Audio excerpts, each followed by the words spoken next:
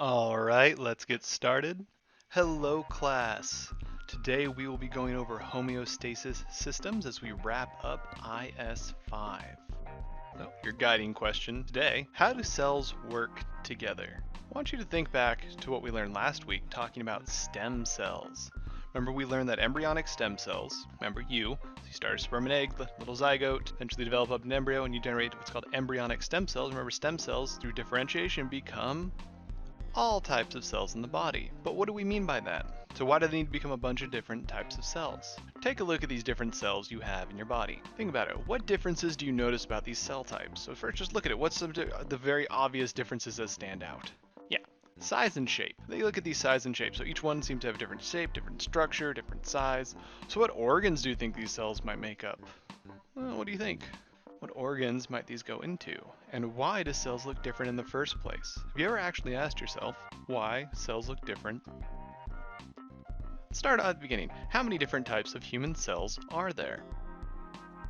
220. They take on different shapes so they can do their jobs. They are often modifications or exaggerations of normal cell features to do their jobs. For example, all cells have cell membranes, but some might have extra stretchy ones to reach other cells, or some might have extra tough cell membranes because they need to be used for structure, and that's what it means by modifications or exaggerations.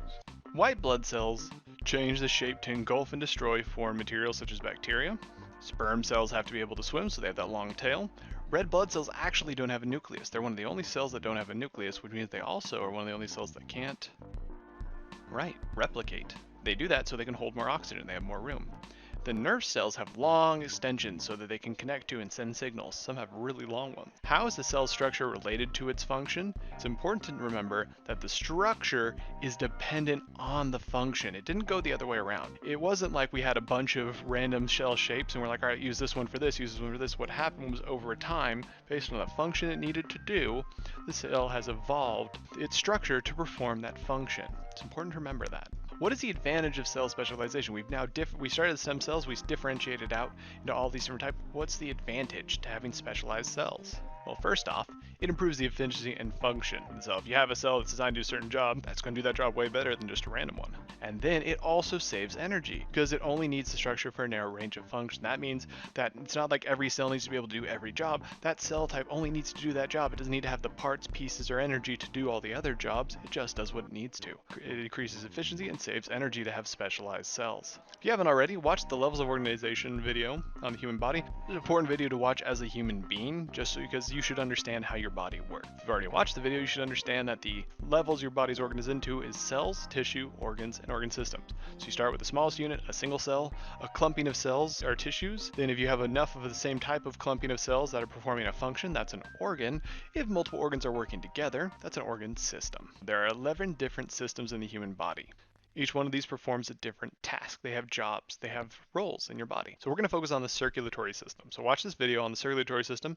While you watch it, think about the function of the system, the parts, the components of the system, and the path the blood takes through the system. And once you're done with that, I ask you to think about what we learned about sickle cell disease and apply it to what you now know about the circulatory system. Now you should have a better understanding of how a disease like sickle cell disease impacts a very specific system, the circulatory system. It's also important to remember that these systems are all existing for one major purpose, to help you maintain something called homeostasis. Remember, homeostasis, break down the word homeostasis, let's keep the same. Homeostasis is a process or a number of processes working together to keep you average. They want to keep you at the average temperature, the average blood sugar level, the average pH level. It's all these systems working together to keep you at your optimum level, to keep you functioning in the range where your body works best. That's what homeostasis is, and all these systems evolve specifically to help your body maintain homeostasis. Now, this is the macro side of homeostasis. These are the body systems. To look at the micro side of homeostasis, we need to look down at the cell membrane. So now we're zoomed into the singular cell, the skin, the outer layer of a cell, is the cell membrane. Cell membrane is made up of 3 macromolecules: lipids, carbohydrates, and proteins. Lipids, remember you might have hopefully by now heard the term phospholipid bilayer. That's what your cell membrane is made of. See those bluish dots with the little tails sticking out of them? Those are 2 layers of phospholipids. That's your phospholipid bilayer that creates your cell membrane. Carbohydrates are in there to help with structure, and then the most important part, besides the membrane itself, are the proteins. Now, it's a little gross, but think of some skin covered in pimples. It's kind of what's like the skin is the cell membrane, and the pimples that are just kind of jutting out or embedded in the skin are the proteins. One of the proteins' main job that we're going to be talking about is transport. They're what transport things in and out of the cell. That's important for the cell to maintain homeostasis. So there's really three ways of membrane transport. There's simple and facilitated diffusion. Simple diffusion is where stuff just passes through your cell membrane on its own. This is really common with water. Facilitated diffusion is where your cell has specific proteins set up as channels, as little pathways for certain molecules to move in and out of. Think like a baby and think, square peg, square hole, triangle peg, triangle hole. Same thing like that. Certain proteins are structured so certain molecules can flow in and out whenever they like. These are all passive. The other option is active diffusion. Diffusion itself relies on a key concept. Stuff flows from a high concentration to a low concentration. Think of it like if I poured water on a hill, would the water stay where it is, flow uphill, or flow downhill? It would flow downhill. It goes from a high concentration to a low concentration, and things want to naturally move through that. So if there's a lot of something on one side of the membrane and a little bit on the other side, it's going to want to naturally flow across the membrane from high to low until there's a balance.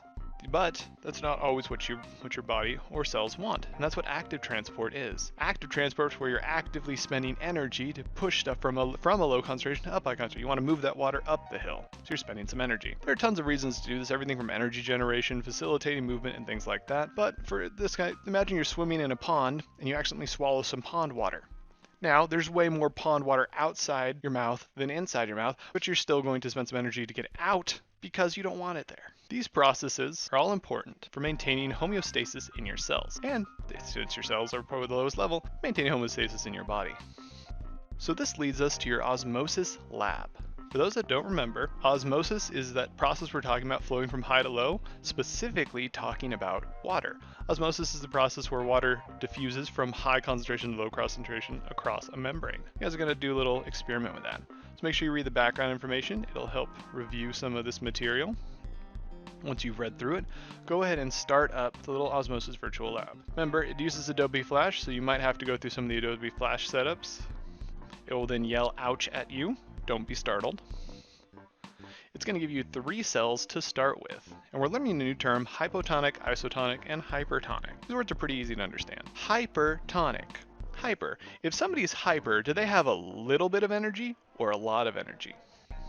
A lot. So a hypertonic solution is a solution that has water but has a lot of something else, a lot of another solute. In this case, we'll use salt because that's easy. So a hypertonic solution has some water but a lot of salt in it. Now, if hyper means you have a lot of it, hypotonic probably means, right, a low amount of it. So hypotonic solutions have very little salt. They're almost pure water.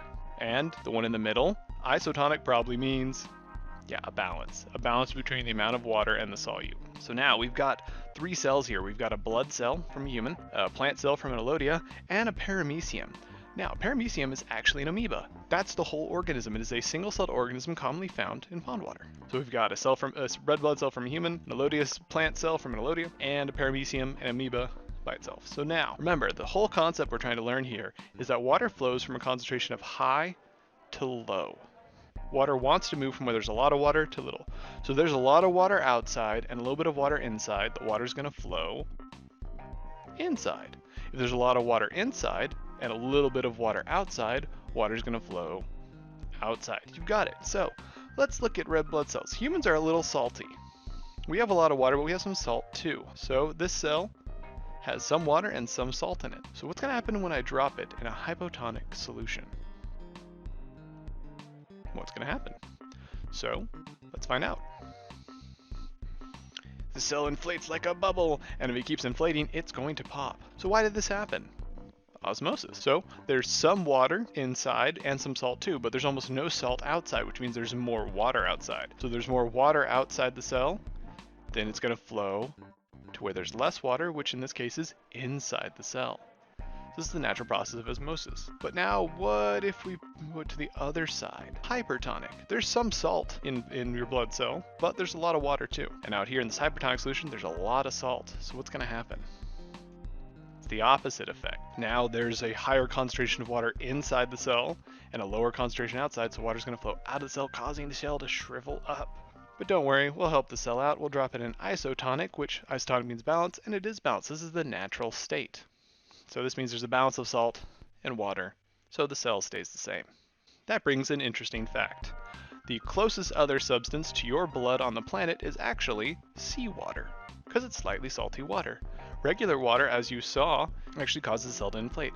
That's why in hospitals, when you need fluids, you are given saline solution. Saline, salt. Because you don't need direct water in your bloodstream, because your blood's not pure water, your blood's a little salty. So for that reason, we make a saline solution that is isotonic to your own blood, so your blood cells stay happy.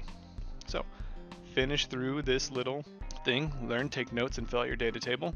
Then you're going to want to go to this next little interactive and try to learn more. You are just learning the concepts. Don't be afraid. This goes into some high-level math. Look at the questions. I'm not asking you to do any math here. Just go through it, use it to learn the concepts and to kind of better understand what's going on, and then answer the questions. Remember, this whole point, the whole goal of all of this is homeostasis, how your body maintains balance. This has been Schechter Biology, Homeostasis Systems.